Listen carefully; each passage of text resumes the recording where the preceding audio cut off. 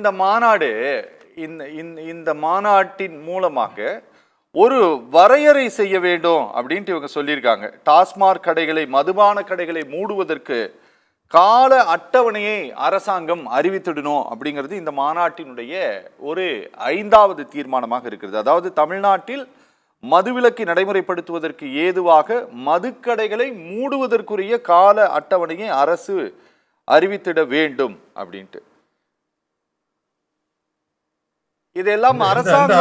இதெல்லாம் அரசாங்கம் பரிசீலிக்கும் அப்படின்ட்டு உங்களுக்கு ஏதாவது ஐடியா இருக்கா?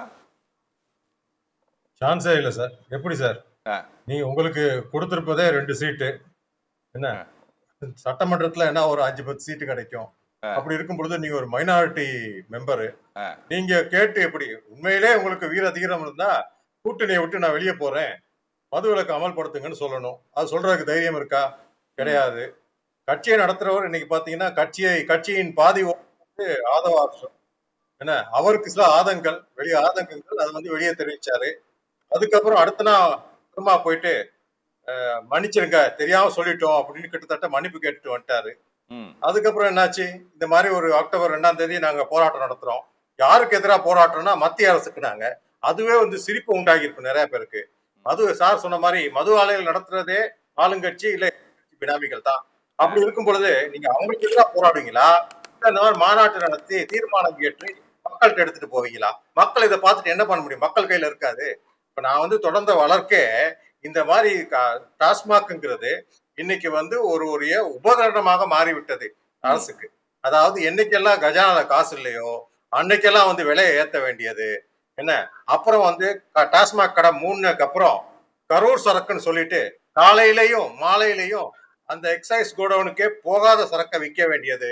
இந்த மாதிரி பலவிதமான ஊழல்கள் நடந்து கொண்டிருப்பதால் தான் கடந்த 3-4 வருஷமா டாஸ்மாக் நஷ்டத்துல போயிட்டு இருக்கு. 40,000 கோடி சம்பாதிச்சோம் ஒரு ஸ்தாபனம் நஷ்டத்தில் போய் கொண்டிருக்கிறது என்றால் அதற்கு காரணம் என்னன்னா உண்மையான ஒரு ஆர்கனைசேஷன் மேனேஜ்மெண்ட் கிடையாது. ரொம்ப சிம்பிளா சொல்லணும்னா, ஏன்னா பலதரப்பான ஆளர் இருக்கு. 4 விதமான மக்கள் இதுக்கு பாதிப்பாக டாஸ்மாக் நடப்பதால் ஒரு 4 விதமான மக்கள் இருக்காங்க இதுல பாதிக்கப்படுவார். ஒண்ணு இந்த பிராண்ட் ஓனர், அதாவது இந்த விஸ்கிகளை தயாரிப்பவர். ஃபார் எக்ஸாம்பிள் நம்ம இது ராயல் சேலஞ்ச் விஸ்கி தயாரிப்பவர், அவர் தான் பிராண்ட் ஓனர். இந்த பக்கம் கன்சூமர், அதாவது குடிப்பவர்கள். நடுவுல பிரிவரிஸ் ஓனர் இருக்காங்க. அப்புறம் டிஸ்டிலரி ஓனர், அதாவது மது ஆலைகள், பியர் தயாரிப்பவர்கள், சாராயம் தயாரிப்பவர்கள். அது அடுத்து அரசு. இந்த அரசும் இந்த மது ஆலைகளுக்கும் உங்களுக்குள்ள இருக்க இந்த கூட்டணினாலதான் இது இவ்வளவு பெரிய ஊழல் மிக்க விஷயமா போயிட்டு இருக்கு. 2வது இது மொனோபொலி இண்டஸ்ட்ரி. அவங்கள பொறுத்த வரைக்கும் இங்க போட்டி பொறாமை கிடையாது. சின்ன எக்ஸாம்பிள் சொல்றேன் சார். நீங்க இன்னைக்கு போயிட்டு தமிழ்நாட்டுல ஒரு பட்டர் வாங்குங்க, என்ன அமுல் பட்டர் 285 ரூபாய். அதே நேரத்துல ஆவின் பட்டர் பாருங்க 275, 10 ரூபா தான் கம்மி. அது கம்மியா விற்கிற நிபந்தம் ஏற்படுகிறது அவர்களுக்கு.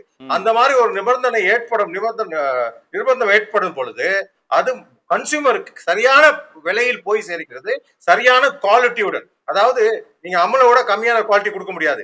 875 ரூபாய் கொடுத்தாலும் அதே குவாலிட்டியை தான் அந்த 10 ரூபா கம்மியா கொடுத்தா தான் அது கன்சூமர்கிட்ட போய் சேரும். கன்சூமருக்கு பெனிஃபிட் கிடைக்கும். இந்த பெனிஃபிட் சாராயத்தை பொறுத்தவரைக்கும் கிடையாது. இருக்கிற ஊர்ல இருக்கிற அத்தனை கேவலமான சரக்குகளை நீங்க 150 ரூபாய்க்கு விற்கிறீர்கள். அந்த 150 ரூபாய் சரக்கு கூட வாங்க முடியாதவங்க தான் கள்ளக்குறிச்சியில 50 ரூபாய்க்கு கள்ளச்சாராயம். முழு பொறுப்பும் அரசாங்கத்திடம் இருக்கிறது. இவர் திருமணத்திலே போராட்டம் நடத்த வேண்டால் கூட்டணியை முறித்து இன்னைக்கு ஒரு போராட்டம் நடத்திருந்தால் இது உண்மையான போராட்டம் என்று ஏற்றுக்கொள்ளலாம். இது முழுக்க கண்டுடைப்பாதான் நான் பார்த்தேன். ஓகே.